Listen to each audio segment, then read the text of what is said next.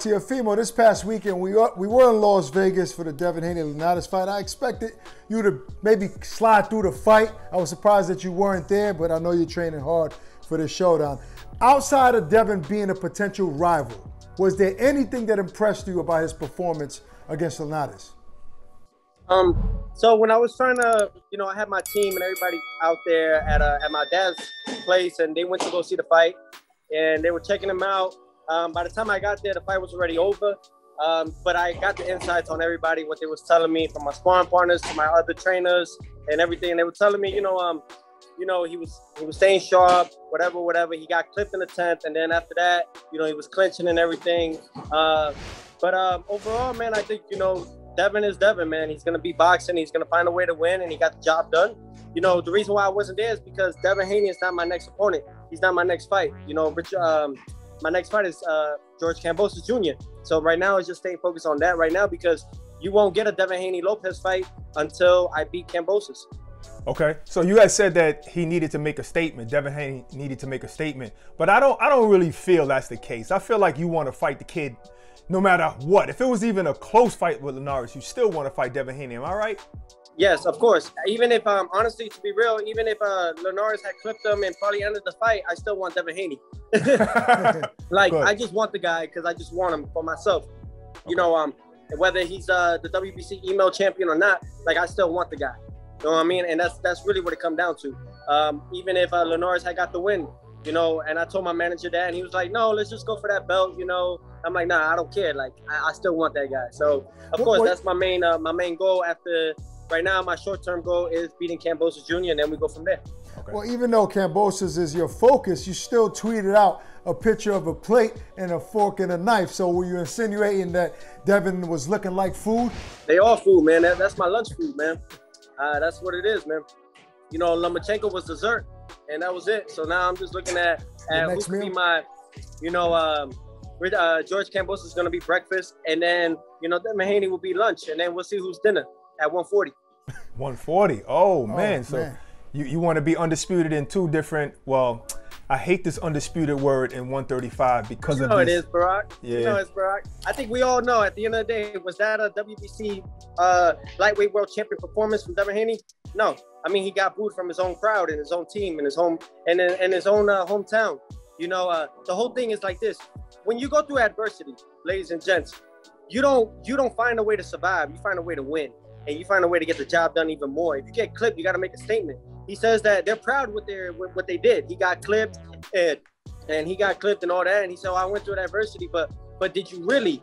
After that, the last couple rounds, the championship rounds, which really mattered the most. Why did we call it championship rounds? Is because that right there alone sets the tone of who really wanted more. And he didn't show that night. So I'll tell you this, Teofimo, we were at the fight, and to his credit, in the 11th round, which is the round right after he got clipped, he was in the pocket and he landed some shots. He didn't clinch. The 12th round, there were some moments where he clinched, but he did show, championship level in the 11th round. So you had to be there to really witness it. But outside of that, Teofimo, the other guys in that division, I don't even know what division Tank Davis is in. I don't know, he's at 130, 135, now he's fighting at 140. Even though he's not in a certain division, he's still a top name, right? It's fair to say he's one of the top names. And for some reason, people really feel that you against him will be an explosive fight. Now, you're moving up to 140. Is this safe to say that if you do beat Devin, the chances of you fighting Tank are slim to none? When I beat Kambosos and when I knock out Devin, and then, those guys, if he's already at 140, I don't see why we can't make that happen. So what's going to happen is Teofimo goes to 140, and then Tank Davis is going to go back down to 35. These guys are just, I don't think people see a pattern here. There's a pattern here that's going on all around. He avoided Lomachenko, now he's avoiding us. I get it though. He's fighting. He's gonna be a 3-time interim world champion in 3 different divisions. I mean, it's cute. That's all I can say. It's cute, man. But hey, everybody got a job to do right now. Devin Haney accomplished his. He could go out there and say what he has to say. He could boast about it. He could call all of us out because he did his part. He got the job done. Now it's my turn, and then it's Tank Davis' turn, and then we can see from him right there. We see the raffle. My whole thing is like this. I'm going straight to everybody. Ain't nobody ducking and dodging nobody. How high you think you can go up in this sport? I know 140 is probably easy for you. That might even feel more natural to you, but maybe even higher? To be real, man, like right now I'm at 146, so I'm only 11 pounds right now, and we got 2-3 weeks left, so I've been staying in the gym. I've been devoted on it because I know I can't finish at 135 with Kambosos Jr. I got to finish with the likes of Tank Davis or Devin Haney. Ryan Garcia's out the picture because he's dealing with stuff, in another aspect, and he has his own battles right now. So my whole thing is like that, man. We're just trying to go after. I want to close out at the 35 division, on top of just seal the deal. And then at 140, of course, Josh Taylor is the guy that we want to go after. And we see where God, wherever my body takes me, wherever God wants me, man. I could probably finish the sport at 160. Who knows? All right, Teofimo, the relationship with you and Top Rank and Bob Arum seems like it's damaged, right? There's a lot going on, and I want to know, is it repairable? What's next after this Triller card? Is the plans to reconcile with Top Rank or move on from Top Rank? We see what happens, man. My whole thing is I've been pushing myself in the gym for a reason. It's because, Bob Arum put it out there. He put it out there that pretty much whoever wants Teofimo, go ahead and pay his contract out. So my whole thing is like, okay, I'll seal that deal for everybody come June 19th. I'm eye candy to all the networks. So Dazn, Showtime, even Al Heyman, if he wants to get in part in this, all you guys, man, come see June 19th, man. And whoever wants to have Teofimo afterwards can have him. And if not, hey, we'll deal with everything and we reconcile with Top Rank afterwards. Triller has their insights on it as well. So my whole thing is just getting the job done, looking impressive, and giving everybody that undisputed performance. So if me and Ak put a couple of dollars together, maybe we could have you on the Ak and Barack team. There you go, man. Even that. So we're gonna need some help. Talking about, man. But listen, Eddie Hearn mentioned that you can make a lot of money fighting Devin Haney next instead of Josh Taylor. He put that out there. Can you respond to that?